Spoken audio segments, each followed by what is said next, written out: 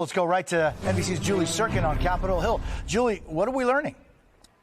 Well, big news, but certainly not unexpected. Mitch McConnell, who is the longest-serving party leader on either side of the aisle, announced today on his 83rd birthday that he will not seek re-election in 2026. Now, this was expected, but he makes it official today, and this is notable for so many reasons. Of course, he is 83 years old. He's had some health concerns, especially over the last year. He's actually in a wheelchair right now. That's how he gets around the Capitol, something he's refused to do. He's a polio survivor, and so his balance has always been shaky. But just in terms of the legacy that he's been able to cement here, we've seen during the first month, frankly, of the second Trump administration that he voted against key nominees of President Trump, including Pete Hegseth, including Tulsi Gabbard. The way he votes on Kash Patel later today in the confirmation vote is still an open question, but McConnell has really taken a stand against Trump, especially when it comes to foreign policy. This is somebody who, over the next year and a half, Jose, is going to have power as the top Republican on the defense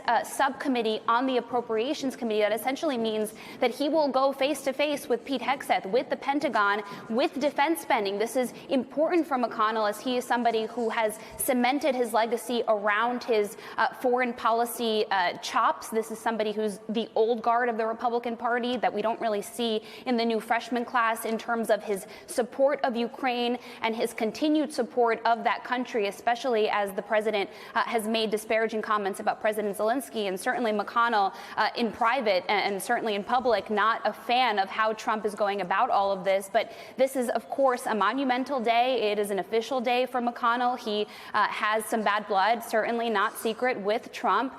He's been ostracized and pushed out, essentially, of leadership because of that. But he has taken his role behind the scenes quite seriously, as I've already laid out. And we will see in just a few moments when he takes to the floor and gives his floor speech about his decision, what he will have to say there. But it's also important to remember that while McConnell has taken this role as the Trump oppositioner in chief here, he is not somebody who voted to convict him during his second impeachment trial and perhaps gave way to the second Trump term, something, of course, McConnell long did not support, but ultimately came around last year and made some amends with the president and supported him ultimately in his position there, Jose.